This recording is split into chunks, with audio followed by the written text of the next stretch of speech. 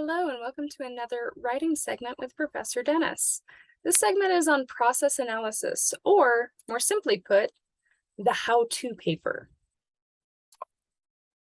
We're going to cover what process analysis is, what is needed for process analysis, how to compile process analysis, and finally, selecting your own topic for your process analysis.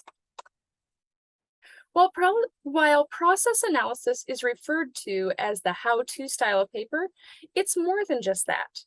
With a process analysis, you're introducing your topic. This is followed by your standard examination of each step that's needed to be taken in order for someone to effectively follow this process.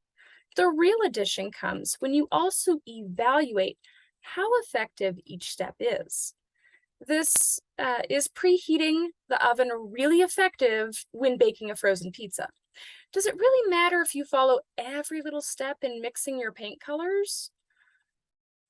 These evaluating items are what makes the process analysis an analysis. You're analyzing how well each individual step works or doesn't for this particular process. Once you've done that, you can wrap up with your overall thoughts on the process and its effectiveness. There are two things that every good process analysis is going to need: sources and personal experience. With the sources, you want to find a variety of sources that outline the steps for this process analysis you've chosen. This will show your readers that you've done your research and you're a trusted source yourself. Your readers don't want to know how to do brain surgery without the research to back it up.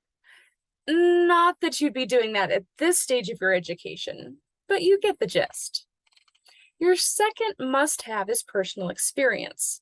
The reason you should select an avenue of process analysis that you yourself has done and experienced is because you want to be able to speak from experience to your readers. You need to be able to look at the source and what the sources are saying and either be able to back it up with an affirmative, yes, this works well, or no, it doesn't, and this is why. This shows your reader that not only have you done your research, but you've also tested it out for yourself. After all, would you really trust someone substituting sugar for a scorpion pepper in a baking recipe if they themselves weren't willing to try it first? I would certainly hope not. The best way to compile a process analysis is to have a basic outline. This would consist of listing all of your steps. Under each of your steps for your particular process, you would include snippets of the research you will use and the experience that you have to go with this. Doing so will ensure that you have a solid plan when it comes time to write your paper. That way, you aren't staring at a blank screen. If you're set up in a class where you're only allowed one topic for the entire term, you're pretty much already set in stone for your topic. You'll want to evaluate what you have personal experience on and what process would fit with your already existing topic. However, if you're being given creative licensing, you want to consider your options with the following checklist. We already know that you'll have to have research for your process analysis, so we know that the process has to be researchable. We also know that you want something that you have tested out, so that your voice of experience can shine through.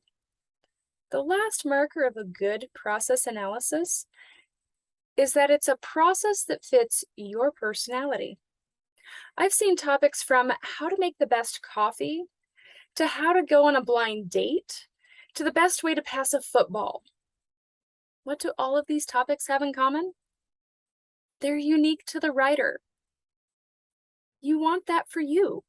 What is unique to you? What is a process analysis that fits your personality? That is where you want to put your efforts.